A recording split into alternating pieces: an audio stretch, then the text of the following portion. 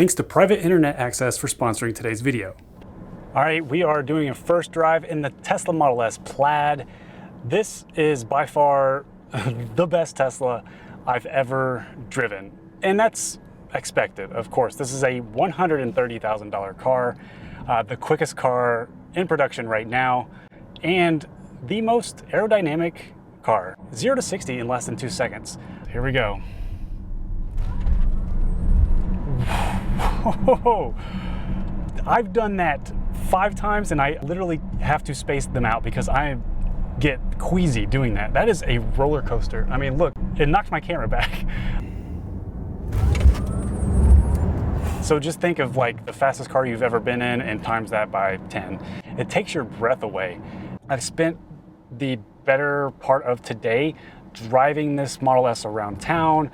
This is my kind of my first impressions review after spending a day in the Model S Plaid coming from a Model 3. To start off, I want to say thank you to Preston and Kelly. Preston was kind enough to reach out to me and let me spend the day with his car. Let's do a quick overview of the Model S Plaid, this particular one that he has. So this was supposedly the first Model S Plaid that was picked up out of Indy. It spent the whole first week getting paint protection film, ceramic coated by the good guys at Two Guys Window Tinting in Indianapolis and Brownsburg. He's got the midnight silver metallic paint color on it with the 21-inch arachnid wheels. But this comes with the new tri-motor carbon wrapped rotors that are brand new to any Tesla, and that's what gives it the ability for the sustained peak performance for the 0 to 60 in under 2 seconds, and then also the quarter mile in under 10 seconds. Just absolutely incredible. What a feat of engineering this car is. It's expensive, but man, this is the most luxurious, comfortable, quickest car I've ever been in. When we're talking 4-door sedan, this takes the cake. I mean, there's nothing that beats this. Things that stand out to me coming from a Model 3, when I get in this car, the first thing is the seats are more comfortable than my Model 3, especially the ventilated seats. When you turn these ventilated seats on, it is amazing. It feels so good. I can feel it coming from the bottom and from the back. And that's the biggest complaint from my wife in my Model 3 are the seats. They get way too hot. There's no airflow back there, so I always come home with like a sweaty back. The seats are super comfortable. They're a little bit wider, I feel like, and they feel more plush, and it just feels like a more comfortable ride. Obviously, the suspension is better, so I feel like I'm floating on clouds a little bit more than my Model 3. This is a fantastic, luxurious, comfortable interior. He chose to get the walnut trim, and this is real walnut, I believe, and I think carbon fiber is another option you can get. And then he chose to get the cream color, which I gotta say, probably my favorite interior color for the Model S compared to the black or the white interior.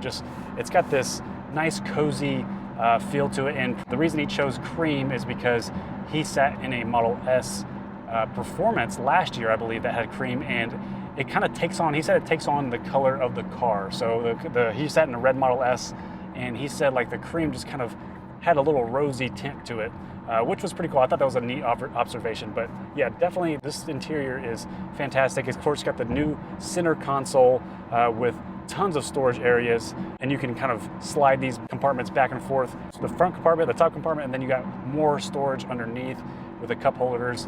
You got the new 17-inch screen, 2200 by 1300 resolution, I believe. This screen will also tilt. There's a software update that's coming that will allow it to tilt a little bit left or right, which is really awesome. I mean, that's never been in a Tesla before, but this interior is so much better than the previous interior. It was just so outdated, so this was a long overdue update, and the interior feels fantastic. You got the black Alcantara headliner up here, feels great. The speaker system is phenomenal. It's like 22 speakers. And Tesla's known for putting just the best audio systems in their cars, and this is the best sound system I've heard since being in my Model 3. Of course, it has the brand new UI, the user interface. You can move windows up and down. You can actually move them to the other side, which is really nice. And that should be coming to the Model 3, Model Y soon, so stay tuned for that. And then you can actually customize the dock down here. So if you want to put certain icons down here, you can click and drag and put them down here in the main menu. And there you go. So just a nice welcome change for the user interface, and the screen looks amazing. He has full self-driving on this car as well. He paid the $10,000 for it before price went up, but maybe the subscription will be coming soon. According to Elon, it's coming in 2 weeks. So that's automatic smart shift. When you get in and press the brake, it knows if you want to back up or go forward. And this is just how you change gears on the screen. Automatically pops up here on the left-hand side, up for forward, going forward, down for reverse. Pretty easy. And just like with any Tesla, you can change from forward to reverse if you are going 5 miles an hour or less. And then once you're coming to a complete stop, press the brake and this park button shows up, and there you go. So what happens if your screen is unresponsive or something happens to your screen? How do you change gears? Well, there are backup gears here on the console, and they're capacitive as well, so they don't actually press in, but if you just press on them pretty firmly, it engages each of those gears, and that's where your hazard light is as well. And one of the cool features about the Model S is it has adaptive air suspension, so it will automatically adjust the suspension based on the road and terrain that you're driving on. Another new feature in this Tesla Model S Plaid is the noise canceling right here built into the tops of these seats. Right now it's not enabled. I think it's going to be coming in a software update. Right now, it sounds pretty good in this cabin compared to my Model 3. It's a lot quieter. The double pane windows, I think the cabin noise is definitely better compared to my Model 3, which you can hear a lot of the road noise in and a lot of wind noise as well. Tesla is moving to all cameras for autopilot, so the Tesla Vision. They're cutting out the use of radar. And these new Model S's still come with radar. Coming from my Model 3, which also has full self-driving capability, I've noticed that the autopilot on this, it keeps lanes very well. Like, there's no bobbing and bumping back and forth in lanes. It's pretty much straight fluid movements. It stays in the center of the lane. Lane changes, the automatic lane changes are very smooth. I'm not saying they're not smooth in my Model 3, which they are, but like, let's bump this up and we're gonna do an automatic lane change. I mean, no hesitation, no jitters, very smooth.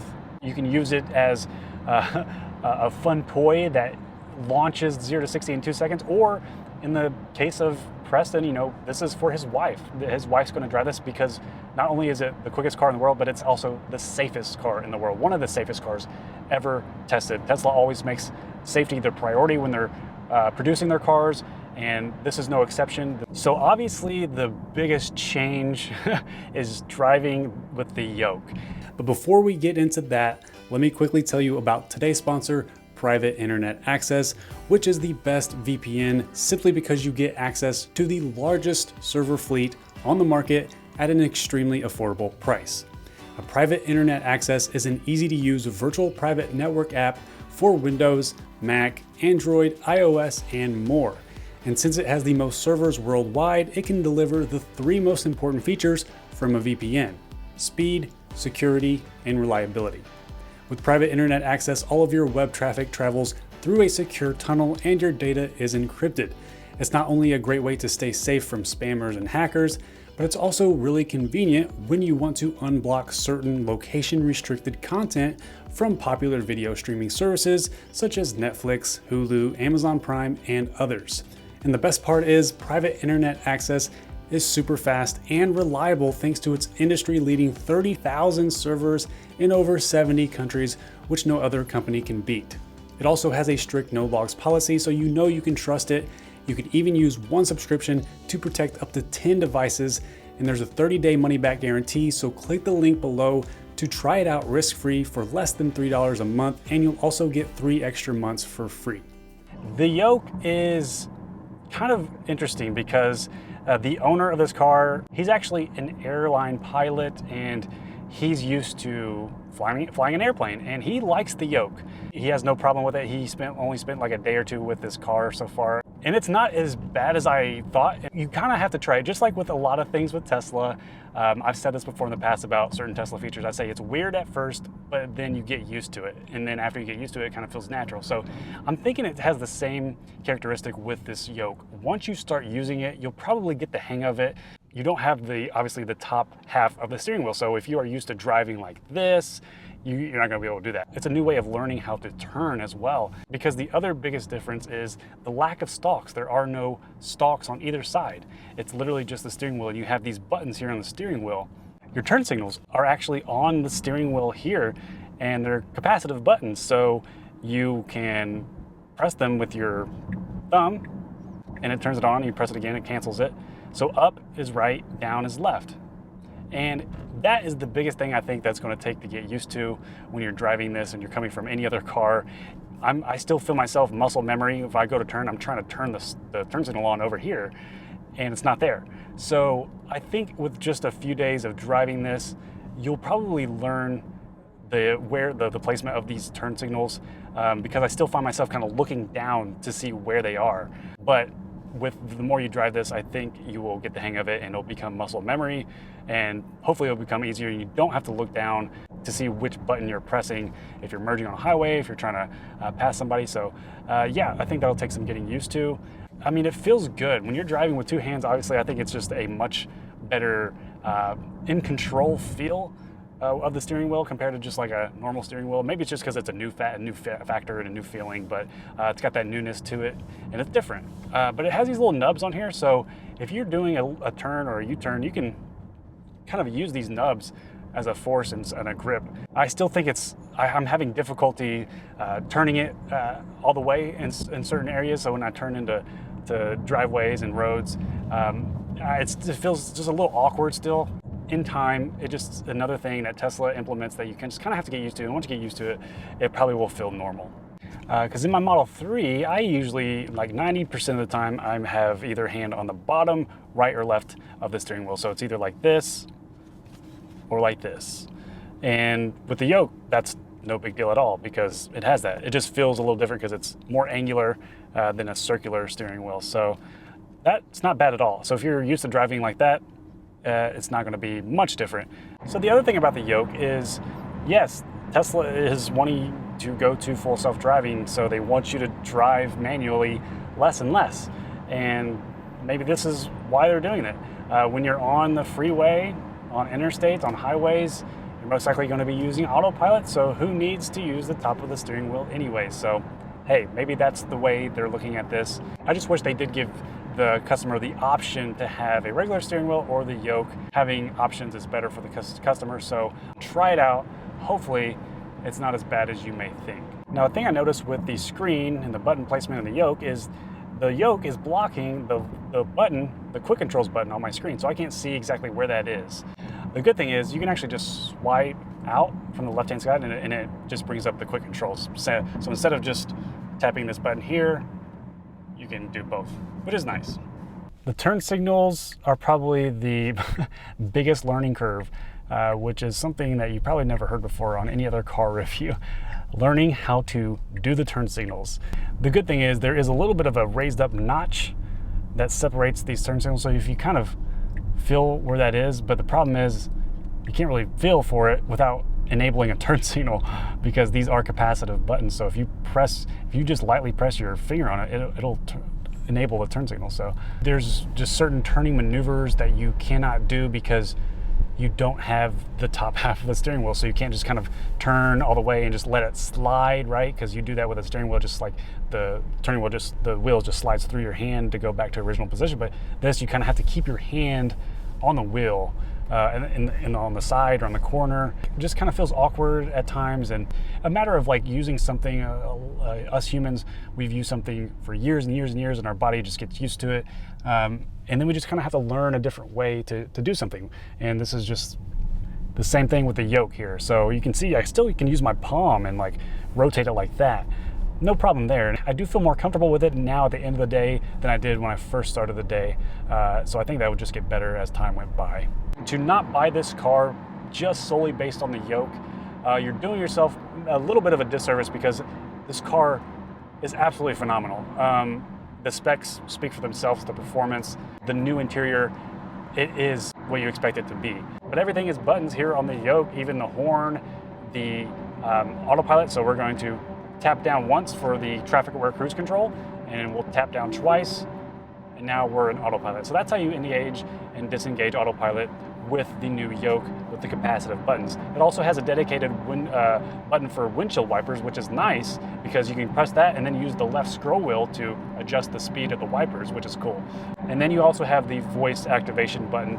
So if you want to do a voice command, you have it right there on the microphone button on the Yoke. The reason that they did this, or one of the biggest reasons why they put a Yoke inside the Model S Plaid, is so you have a full view of the instrument cluster right here. And yes, obviously that is the case.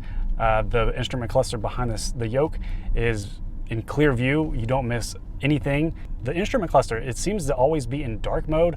I don't know if there's a way to change that to where I was assuming it would be like the screen, where it would automatically change from dark to light depending on the time of day. So if it's during the day when sun is out, I figured it would be white or a light theme on the instrument cluster. Well, it's dark. Compared to my Model 3, I like the instrument cluster in the sense that it shows me the directions, my next step in my navigation right up here in the left. I can see my speedometer, I can see the speed limit sign, I can see my battery remaining, and then also up here on the main screen you got the navigation as well. Sitting in this car and driving it, it feels like a dream. I mean, the launch of this thing is from any speed. That's the thing. Like, I've done 0 to 60 launches all day today, pretty much. The fact that you can pretty much accelerate like a rocket ship from any speed. I'm going 60 miles an hour right now, okay? Watch this. Just absolutely insane. Like, insane how powerful this thing is. And there's really hardly words to describe it. You just kind of have to experience it for yourself. And to have that type of performance and range in like a family sedan, like this is still like a family, it seats 5 people. I sat in the back seat. The middle seat for me, I'm 6'4", and the middle seat is a little too short for me. My head hits the glass. But for any other adult that's 6 feet or under, they'll probably fit just fine in there. So you can probably fit 3 people back there, no problem. So a total of seats 5 people. You got the hatchback in the back. It has cargo room for cargo. It's got the frunk. It has a lot of features that you look for in a family sedan, but it also just has like, it just happens to be the quickest car in the world, which is insane. Oh my gosh, I've been saying that adjective a lot, insane, and that's almost what I would just pretty much call this car. The Model S is definitely the best Tesla ever made. It's just hard to beat. If you have the budget for this type of car, not everybody's going to have a budget for a 6-figure car, but the performance on this is competing with cars that cost $1 million, which is something to be said in itself. So coming from a Model 3, I mean, I would absolutely love to have a Model S Plaid, maybe the Model S Long Range for $80,000, right? That's always an option if you don't need the crazy 2-second 0 to 60, but would instead like to have over 400 miles of range. So, the Plaid actually only has 390 miles, but the Long Range Model S, the new one, is over 400 miles. Over 400 miles for $80,000 is pretty incredible. It is just a hat tip to the Tesla engineers to get this type of performance. It's very pricey, obviously, but nothing short of amazing, really. So if you want to see more Tesla videos or tech videos in the future, be sure to subscribe, give this video a thumbs up. I'll talk to you guys in the next one.